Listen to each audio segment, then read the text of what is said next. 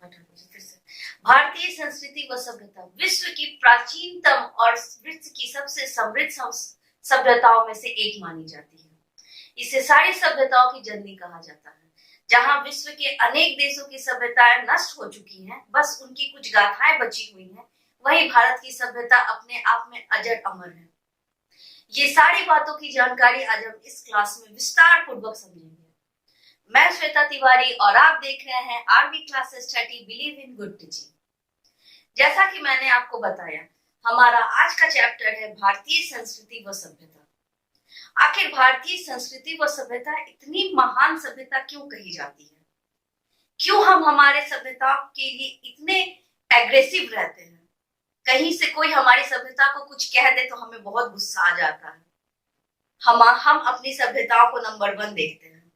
सनातन धर्म है यहाँ, इसलिए हमारी सभ्यता नंबर 1 है। ज्यादा टाइम बर्बाद करते हुए नहीं, हम लोग अपने चैप्टर की ओर चलते हैं।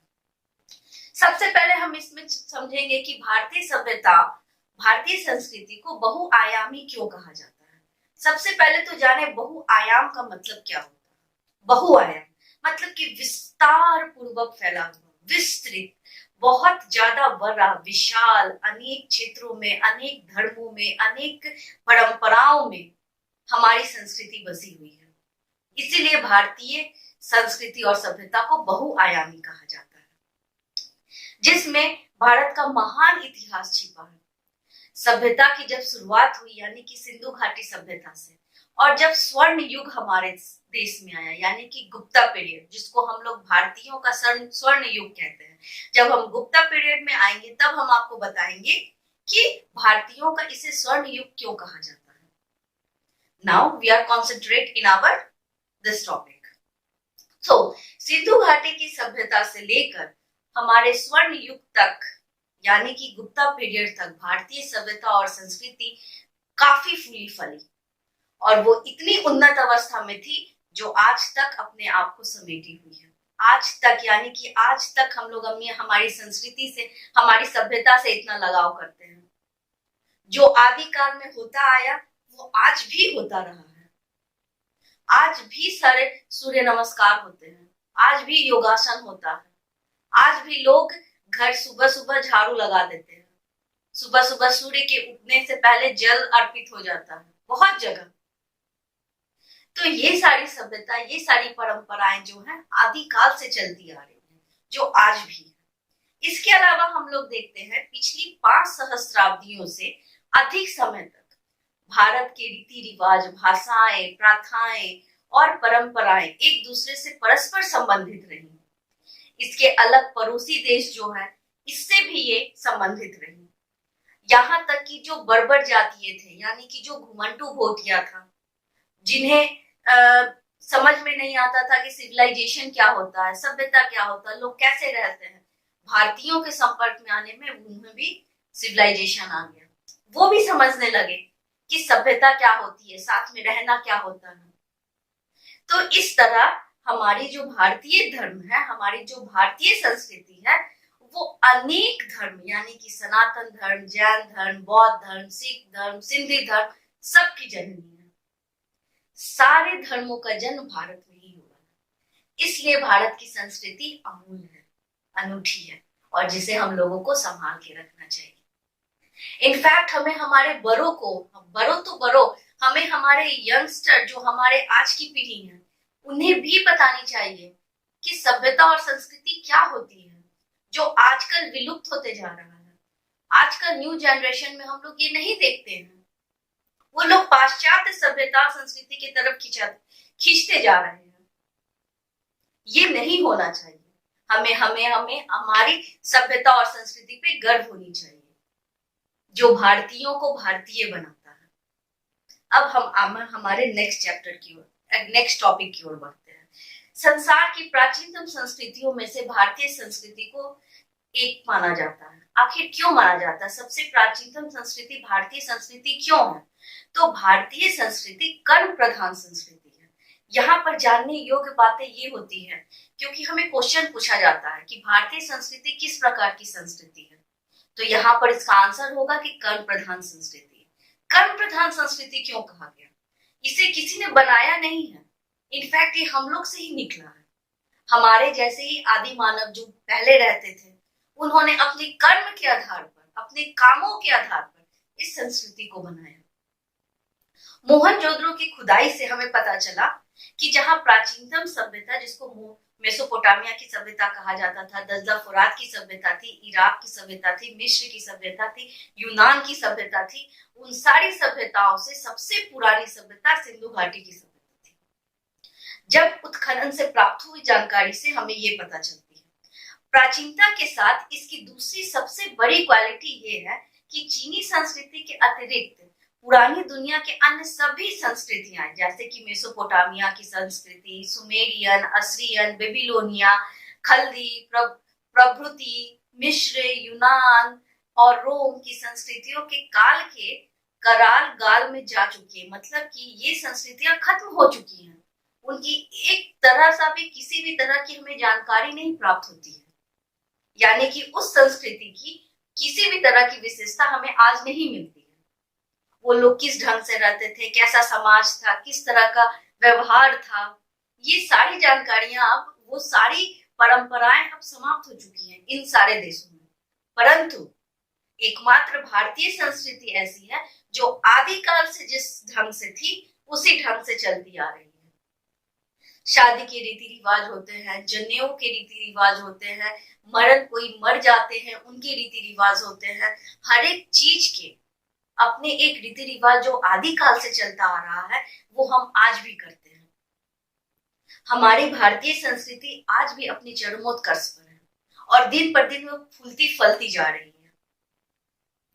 इसके अलावा इसकी तीसरी सबसे बड़ी क्वालिटी ये होती है कि ये हमारे अंदर ही भारतीय समाज को ही केवल सभ्य और संस्कृत नहीं बनाई, बल्कि इसके बाद इसके अगल बगल के जो उपमहाद्वीप थे उनको भी इन्होंने शिक्षित किया, सभ्य बनाया।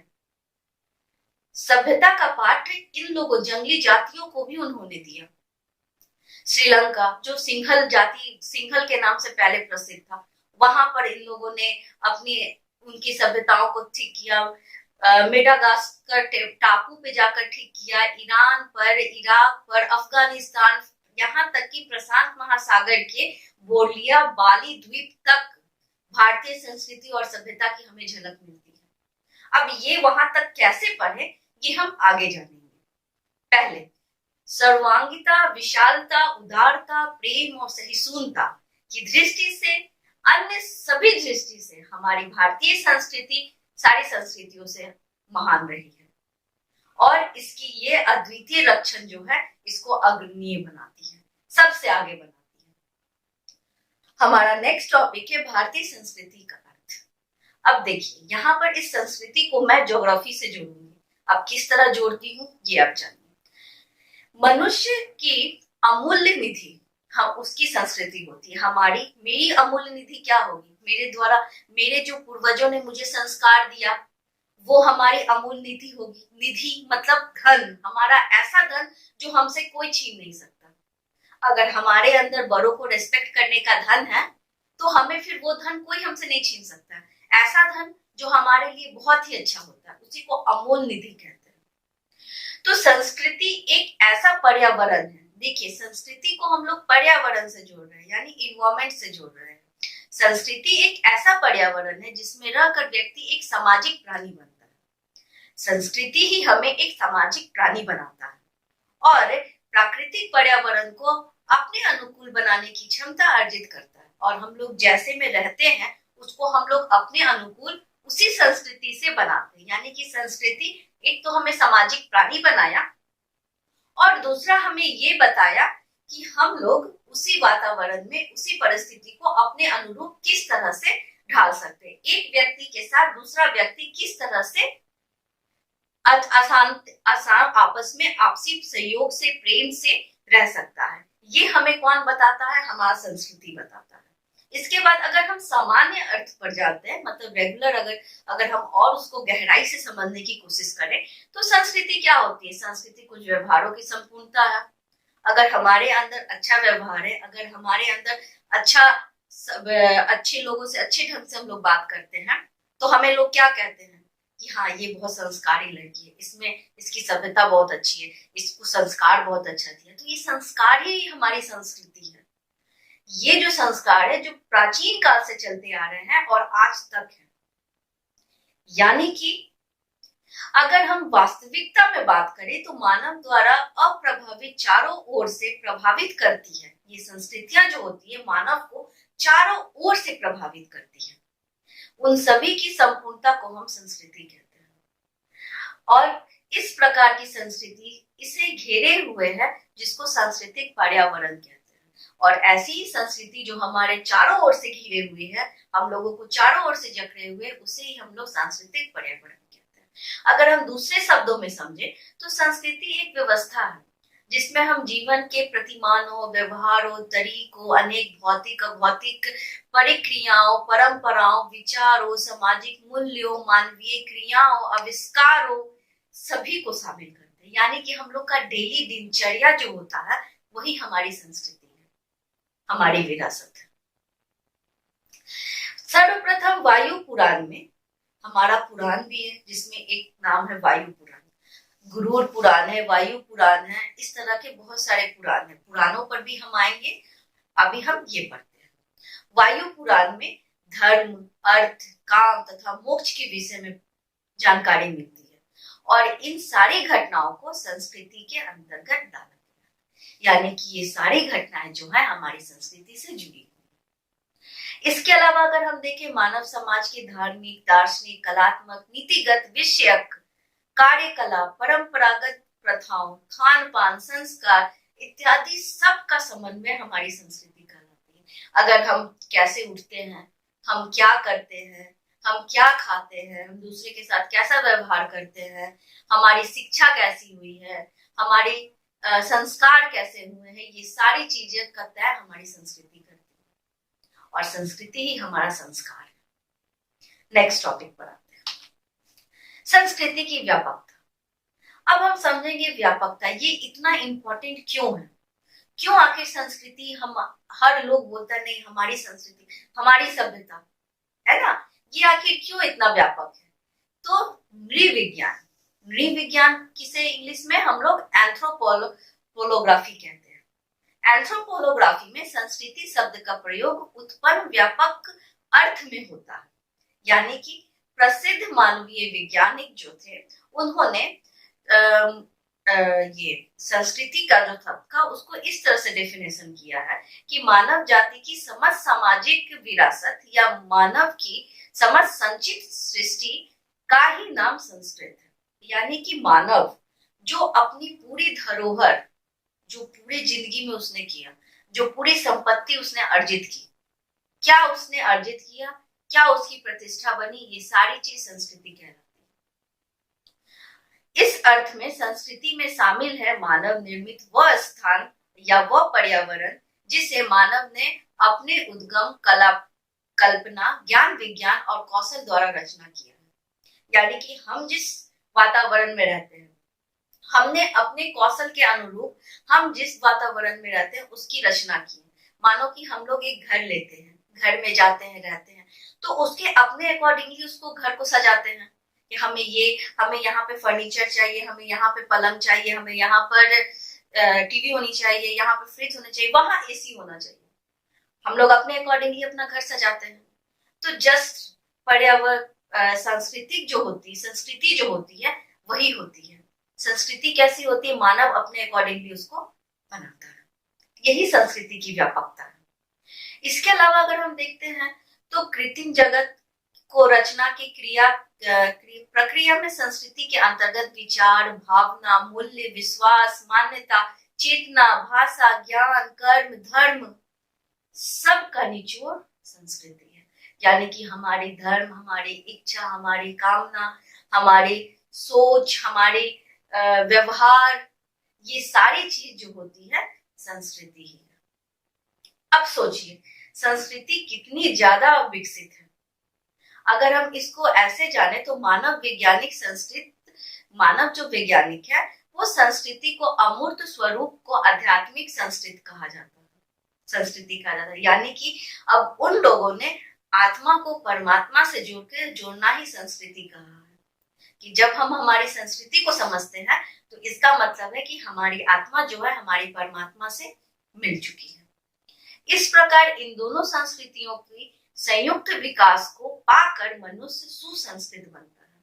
यानी कि जब हम धर्म, इच्छा, काम, मोक्ष, ये सारी चीजों को अपने अंदर ले लेते हैं और अपनी संस्कृति को ईश्वर की संस्कृति से जोड़ते हैं तो ये दोनों चीज मिलकर हमें सुसंस्कृत बनाता है, यानी कि हमें सुसभ्य बनाता है। हम दूसरों के साथ अच्छा व्यवहार करते हैं, कभी कुछ दूसरों की निंदा नहीं करते हैं। ये सारी चीजें जो होती हैं अच्छी सभ्य सुसंस्कृत संस्कृति बनाती है जो हमारी भारतीय सभ्यता है। अब अगर भारतीय संस्कृति का प्रसार, प्राचीन काल के सभ्य समाज में भारत की स्थिति अत्यधिक महत्वपूर्ण थी। हिंद महासागर के तट पर स्थित होने के कारण भारत सबसे बड़ा केंद्र बना हुआ था। वहां तत्कालीन सभ्य और सुसंस्कृत देशों के समुद्री भागों के मध्य में स्थित होने से उन देशों की फैलाव हुई थी जहां पे सभ्यताओं का संपर्क हुआ था। मतलब कि बीच में होने के कारण, भारत के तीनों ओर समुद्र होने के कारण और भारत के बीच में होने के कारण उसका जो प्रसार था उसके अगल बगल के देशों के साथ होना शुरू हुआ। यानी कि सुमात्रा, जावा, बाली, बोर्निया, सियाम, हिंद चीन, बर्मा जो आज वर्तमान का म्यांमार है और माल्या इत्यादि देशों के साथ भारतीय संस्कृति के संपर्क में आकर सभ्य बन गए। यानी कि व्यापार वाणिज्य के द्वारा इन लोगों ने अपने संस्कृति में, अपने जीवन में सभ्यता को हासिल किया। व्यापार की वृद्धि, जैसा कि मैंने बताया कि व्यापार ने ही लोगों को एक दूसरे के साथ कनेक्ट किया। ठीक है, यानी कि एक आदमी दूसरे आदमी के साथ कनेक्ट हो रहा है। अगर कोई इंसान हमारे घर आता है तो हम जैसे रहते हैं उस तरह को देखता है, और हम उसके घर जाते हैं तो वो जैसा रहता है उस तरह को देखते हैं। इससे क्या होता है, हमारी जो क्वालिटी होती है वो लोग अडॉप्ट करते हैं और उनकी जो क्वालिटी होती है वो हम लोग अडॉप्ट करते हैं। अरे देखो ना, वो सुबह सुबह उठता था, योगा करता था, एक्सरसाइज करता था, उसके बाद ब्रश करता था, उसके बाद नहाता धोता, जो भी ब्रेकफास्ट वगैरह करता था, ये हम लोग कर ले तो हम लोग भी फिट हो सकते हैं। तो इस तरह से क्या होता है, आदान प्रदान होता है, संस्कृतियों का आदान प्रदान, सभ्यताओं का आदान प्रदान इसी तरह से होता था। तो उस समय क्या थे, उस समय लोग घूमने फिरने के लिए तो नहीं आते थे। उन लोग ज्यादातर लोग एक जगह से दूसरी जगह भ्रमण क्यों करते होंगे? व्यापार के लिए, अपने धातुओं, अपने सामानों को बेचने के लिए। कभी कभी राजा लोग युद्ध करने जाते होंगे तो उसमें सैनिक एक जगह से दूसरी जगह जाते होंगे, तो इन सारी चीजों के लिए वो लोग भ्रमण करते होंगे। तो इसमें व्यापार भी सबसे ज्यादा महत्वपूर्ण है। संस्कृति और सभ्यता का प्रसार विजय और व्यापार के साथ होता है। जैसा कि मैंने बताया, विजय यानी युद्ध में विजय, व्यापार जो व्यापार हम लोग करते हैं आज। भारतीय संस्कृति के प्रसार में भारतवासियों की व्यापार यात्राओं ने अनुपम सहयोग प्रदान किया। यानी कि भारतीय विस्तार जो था, भारतीय संस्कृति का विस्तार जो था, उनके व्यापार से प्रारंभ होता है। व्यापार ने ही लोगों को एक जगह से दूसरी जगह जाने के लिए प्रोत्साहित किया। यानी कि उस काल के भारतीयों को ज्ञान था कि पूर्वी द्वीपीय समूह मसालों और स्वर्ण के खानों के लिए भरपूर है। यानी कि अगर हम भारतीय पूर्वी द्वीपीय समूह पर जाते हैं तो वहां पर हमको सबसे ज्यादा मसाले मिलेंगे और बहुत ज्यादा सोना मिलेगा। अतः भारतीय नाविक और व्यापारी उन देशों में अत्यधिक यात्रा करते थे, जिनके कारण वहां के जाति उनके संपर्क में आने लगे और भारतीय संस्कृति से प्रभावित होने लगे। इस तरह से वो लोग जो थे उनके जीवन में भी ठहराव आया और वो लोग भी सभ्यता की ओर जाने लगे। अब भारतीय संस्कृति, आपको ये मैप नजर आ रहा होगा जिसमें मैंने बताया है कि उस समय भारतीय संस्कृति एशिया में कहां तक फैला हुआ है।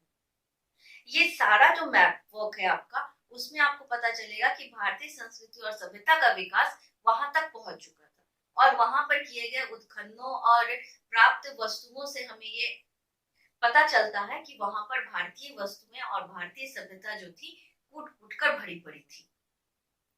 भारतीय संस्कृति विश्व की प्राचीनतम संस्कृतियों में से एक है। यह माना जाता है कि भारतीय संस्कृति यूनान, रोम, मिस्र, सुमेर और चीन की संस्कृतियों के भी प्रसिद्ध थी। यानी कि चीन की संस्कृतियों से भी बड़ी थी, ऐसा माना जाता है। उनके समान तो थी ही, साथ साथ बहुत जगह उनसे भी अच्छी थी, ये भी माना गया है। कई भारतीय विद्वानों ने तो भारतीय संस्कृति को विश्व की सर्वाधिक प्राचीन संस्कृति माना है, यानी कि सबसे प्राचीन संस्कृति, सबसे सनातन धर्म जो है वो हिंदू धर्म है। दक्षिण पूर्वी एशियाई देशों में भारतीय संस्कृति के प्रसार का विस्तार हम लोग निम्नलिखित यानी कि मैप वर्क के द्वारा हम लोग देख सकते हैं कि वो कहाँ कहाँ हुआ था। अब हम एक छोटा सा म्यांमार के बारे में बताते हैं, जिसे शुरू में ब्रह्मा या बर्मा कहा जाता है। दक्षिण पूर्व एशिया में सुवर्ण भूमि का एक अंग बर्मा या बर्मा था, जहां भारतीय संस्कृति का प्रवेश प्राचीन काल में ही हो चुका था। ईस्वी के प्रारंभ से ही म्यांमार से हमारा संपर्क था, यानी कि कलिंग प्रदेश में व्यापारियों की बड़ी संख्या वहां व्यापार करने के लिए जाया करती थी। कलिंग, जब हम अशोक का चैप्टर आप लोगों को पढ़ाए थे तो उसमें कलिंग का जिक्र किया था। तो उस समय से ही म्यांमार से हमारा व्यापारिक संबंध था, यानी कि कलिंग से म्यांमार व्यापारी लोग जाया करते थे, जो हमारा वर्तमान उड़ीसा है। अब 450 ईसा पूर्व में श्रीलंका में आचार्य बुद्ध घोष ने वहां जाकर हीनयान मठ की स्थापना की। बर्मा में विष्णु की मूर्ति भी प्राप्त हुई है, जिससे सिद्ध होता है कि उस समय देश में हिंदू धर्म का प्रचार हुआ था। वहां गुप्त युग के हिंदू व बौद्ध अवशेषों के प्राम, पेंगु इत्यादि स्थल प्राप्त हुए हैं।